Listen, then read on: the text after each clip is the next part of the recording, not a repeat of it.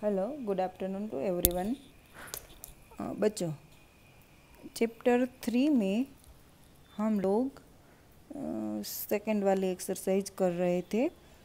Notebook में exercise 2 कि दिए गए शब्दों में छोटे ई की मात्रा पर सर्कल लगाइए, यानी कि गोला लगाइए। तो देखो, हमारी टेक्स्ट बुक में हम लोगों ने आंसर लिख लिया है। एक्सरसाइज 2 में हम लोग जहाँ जहाँ छोटे ई की मात्रा है वहाँ वहाँ हमें सर्कल करना है।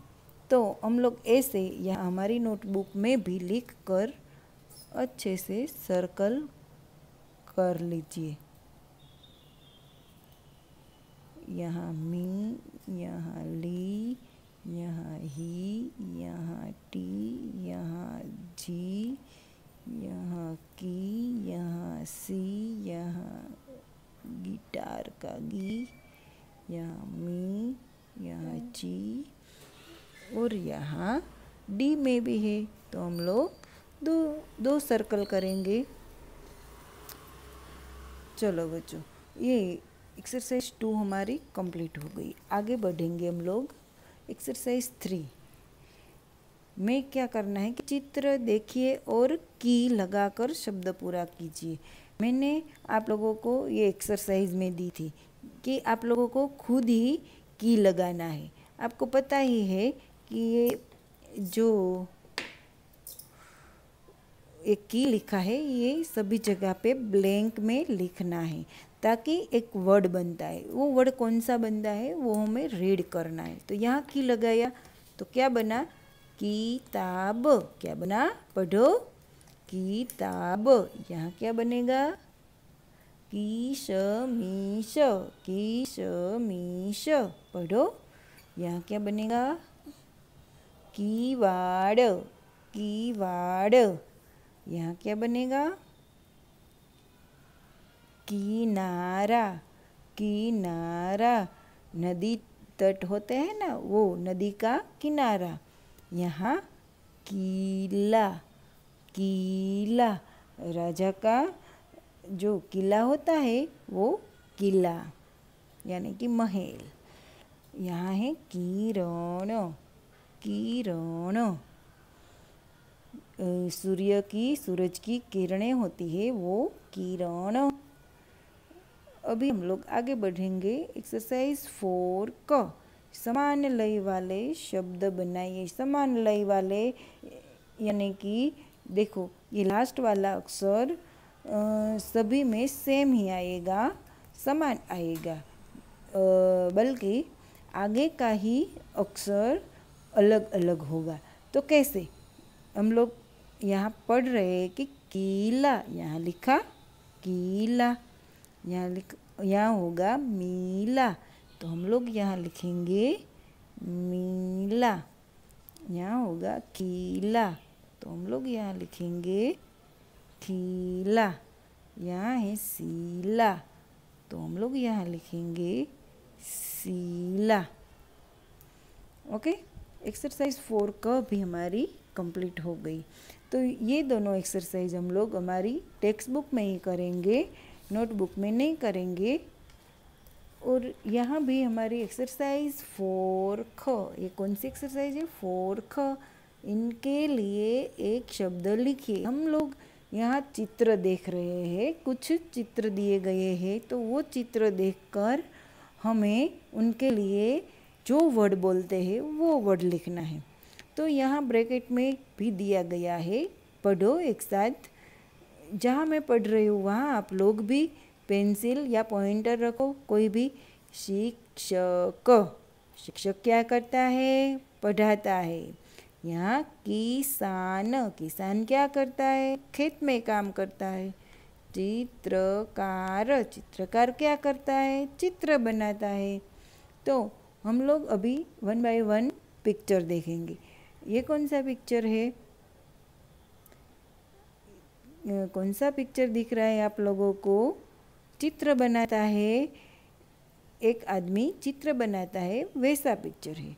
तो उनके लिए हम लोग क्या वर्ड बोलेंगे? ये तीनों में से चित्रकार। तो हम लोग यहाँ क्या लिखेंगे?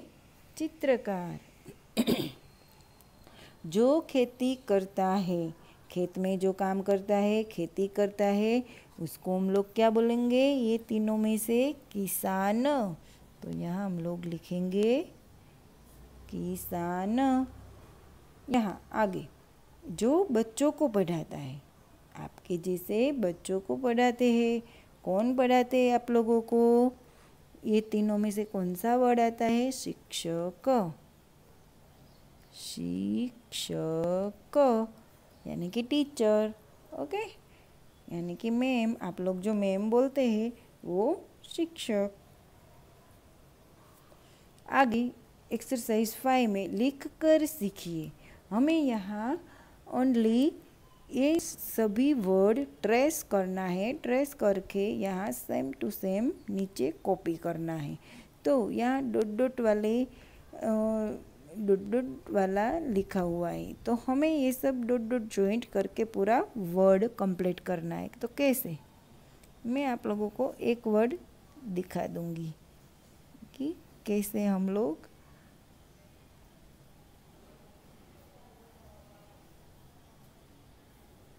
ये ट्रेस करेंगे। तो ऐसे ही देखो, ये जो लाइनिंग टेढ़ी गई तो नहीं जानी चाहिए, बिल्कुल डॉट डॉट के ऊपर ही हमारी लाइन आनी चाहिए। झील का फिर बाद में हमें उसे रीड करना है। रीड करके सेम टू सेम वर्ड इधर लिखना है। छिलका सड़क पर मत गिरा। छिलका सड़क पर मत गिरा, वो हमें सेम टू सेम इधर लिखना है।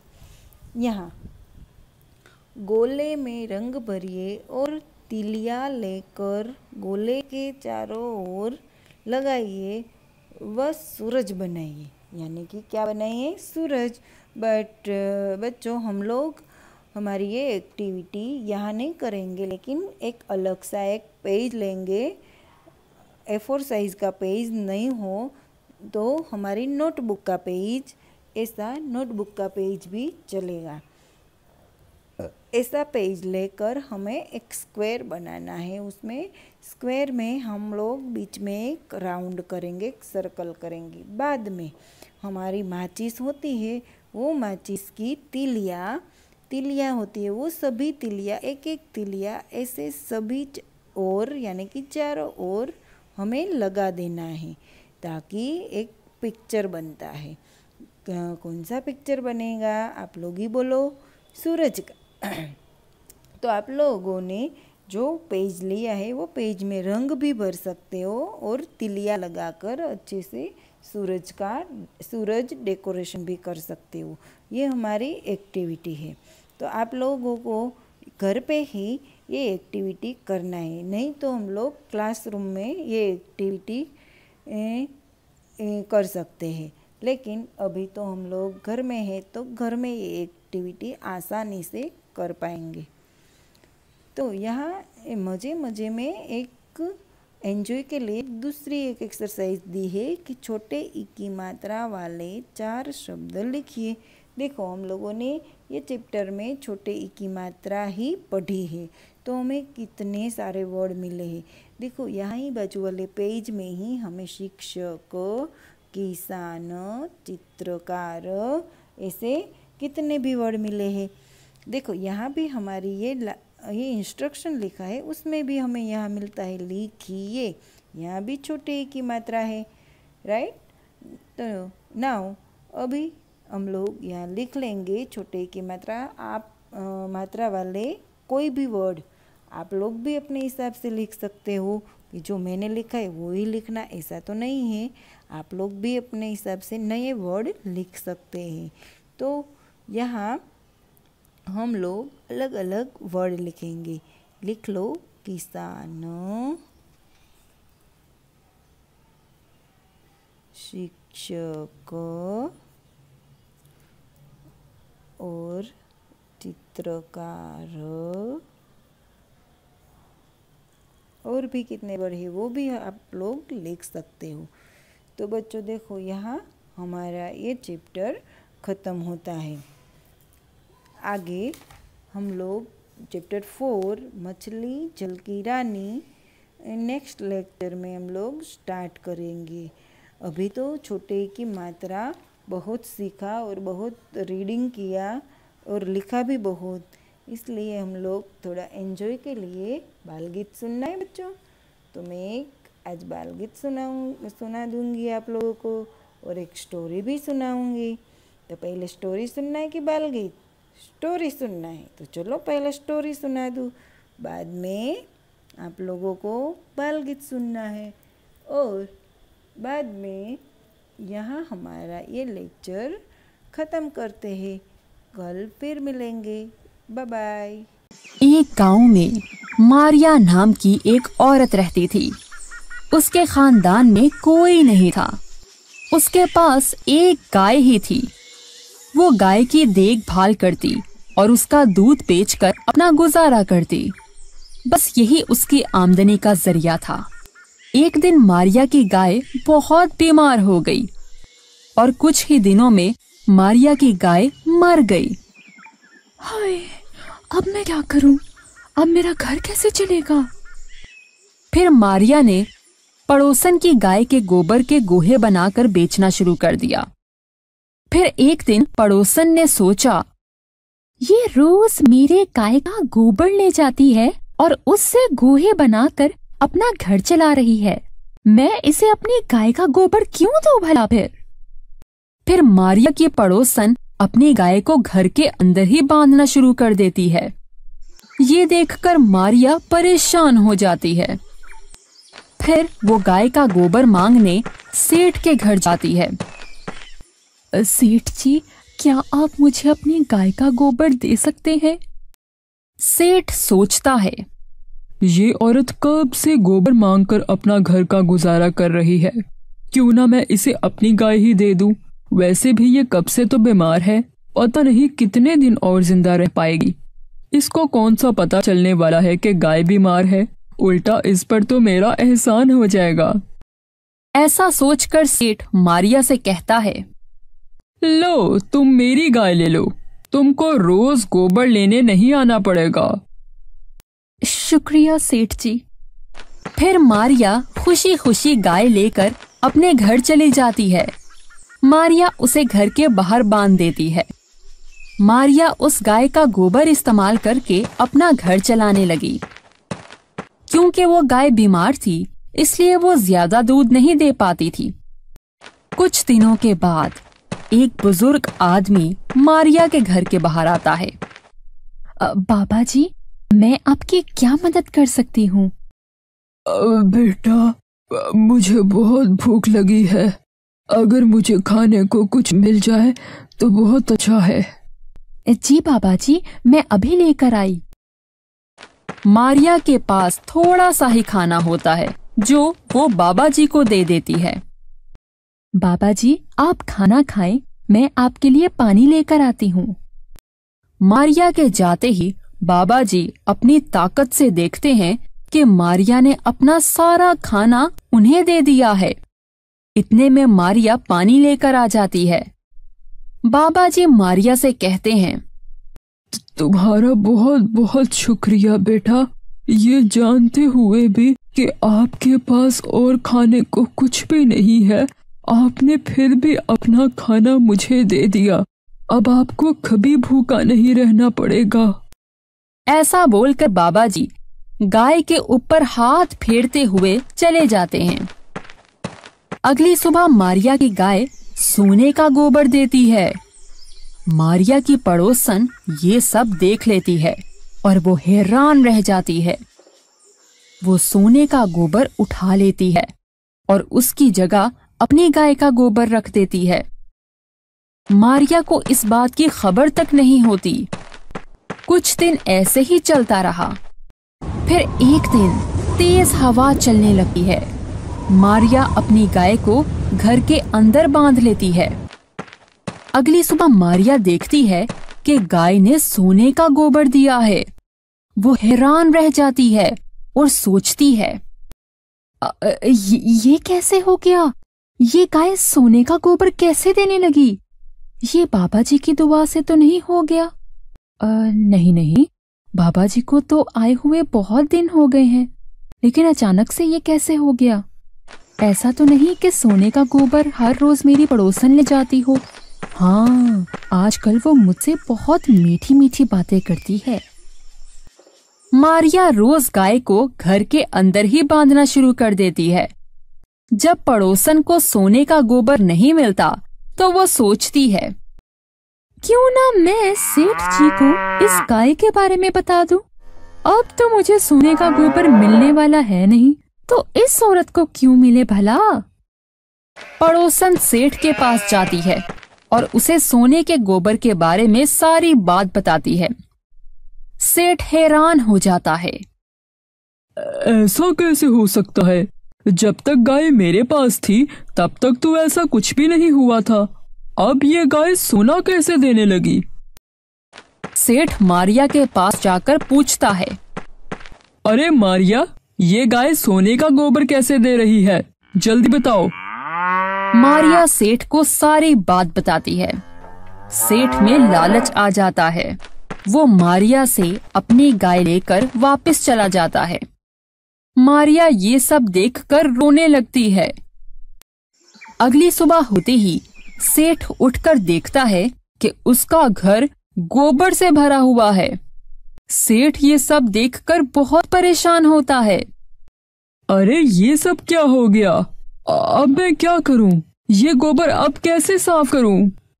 सेठ के इतना बोलते ही एक आवाज आती है, तूने उस औरत से गाय वापस ले ली, इसलिए तुम्हारे साथ ऐसा हुआ है।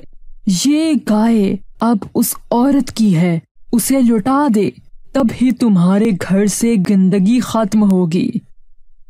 सेठ फौरन मारिया को गाय लौटा देता है।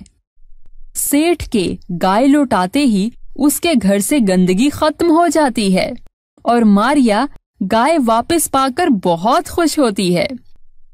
तो बच्चों, इस कहानी से हमें ये सबक मिलता है कि हमें हमेशा दूसरों के काम आना चाहिए और कभी किसी से हसद नहीं करना चाहिए। अल्लाह पाक ने हर एक के नसीब में उसका रिस्क लिख दिया है, लिहाजा इससे ज्यादा या कम नहीं हो सकता।